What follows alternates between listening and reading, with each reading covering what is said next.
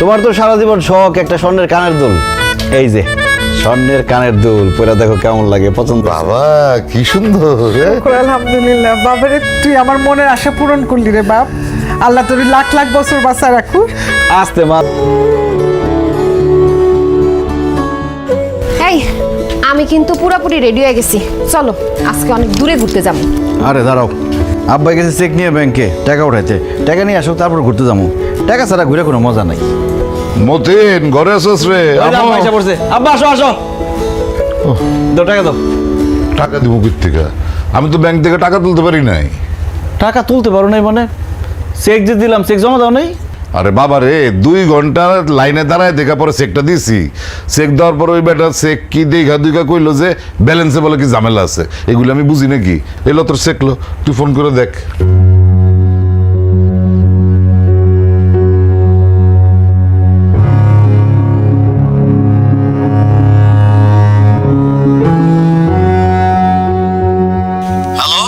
Hello, আসসালামু আলাইকুম manager সাহেব, আমি আব্দুল মতিন। ওই আমার আব্বার একটা 50,000 টাকার চেক দিয়ে পাঠাইছিলাম, টাকাটা দিলেন না যে?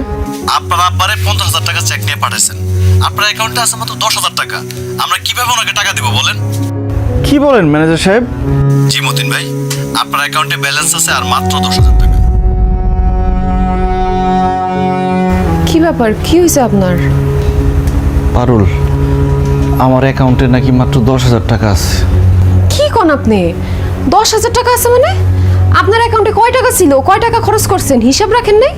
6-7 লাখ টাকার মতো ছিল।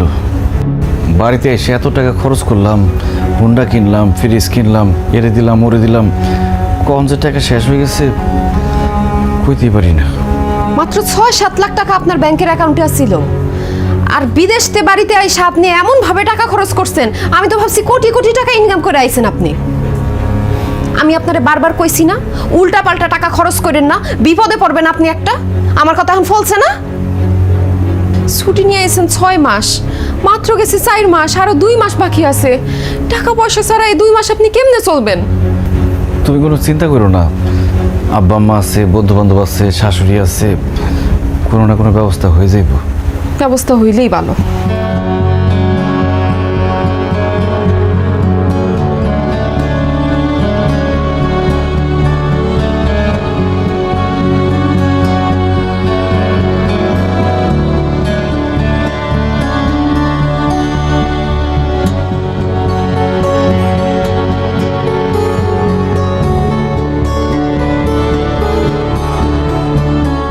কি ব্যাপার বৌমা, ডিম ডাল আলু ভর্তা, মাছ মাংস কিছু রান্না করো নাই?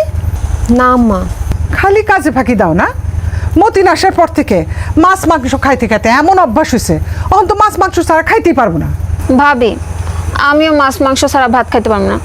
মাংস না হোক, আমার জন্য অন্তত 1 পিস মাছ ভাজি করে নিয়ে আসো যাও। আমার জন্য একটা মাছ ভাজি করে নিয়ে আসো। এই কয়দিন যেইভাবে মাছ আর মাংস খাইছি, এখন এই ডাইল আর এই ভর্তা দিয়ে খাইতে গেলে অক্করে বমি করে দেবো, খাইতে পারব না। আবার মাছ পামো কই? ফ্রিজে তো মাছ মাংস কিছুই নাই। কি ক? মাছ মাংস ফ্রিজে নাই মানে? মাছ মাংস ফ্রিজে কেমনে থাকবো? আমি তো গত 2-3 দিন ধরে বাজার করতে পারতেছি না। কেন বাজার করস না কেন? ও বুঝছি, বউ বেশি খাই দিছে না, বাপ মারে বেশি খাওয়া ফেলাইছস, এই জন্য বাজার করস না। না মা, এমন কিছু না। আসলে আমি বিদেশ থেকে যে টাকা নিয়ে আসছিলাম ওই টাকা শেষ হয়ে গেছে, এই জন্য বাজার করতে পারতেছি না।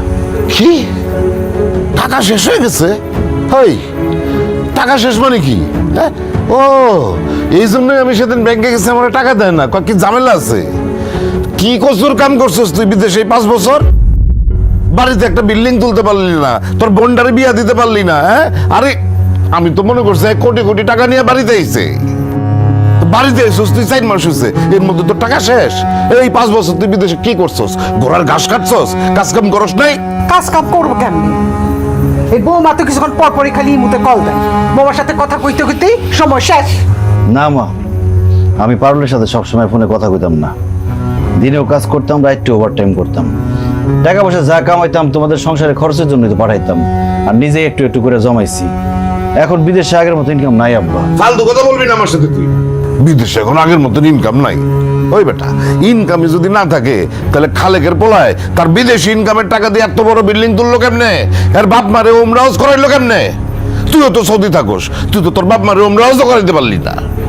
আব্বা, সবার কাজ তো একরকম না, সবার মালিকও একরকম না।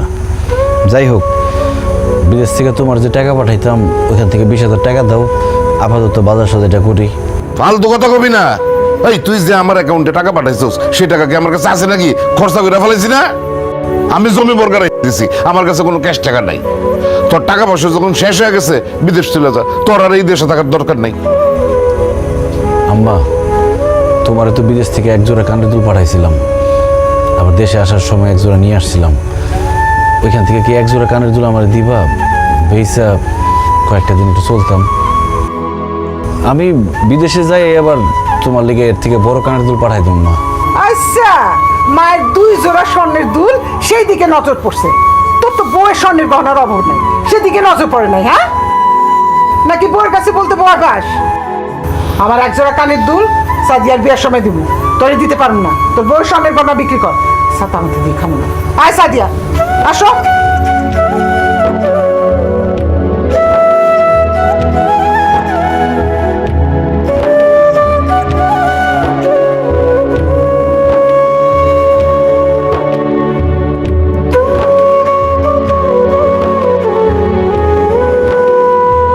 থাক, মন খারাপ করেন না। এখন আপনার কাছে টাকা নাই তো, এখন অনেক কিছু দেখবেন, বুঝবেন। আমার গয়নাগাটির দরকার নাই। আমার যে গয়নাটি দিচ্ছেন ওগুলা বিক্রি করে দিয়ে না। না না, তোমার গয়না আমি বেচতে পারবো না। তুমি কালকে আমার বন্ধু বান্ধবের কাছে যাও, ওরা নিশ্চয়ই আমার টাকা ধার দিবে।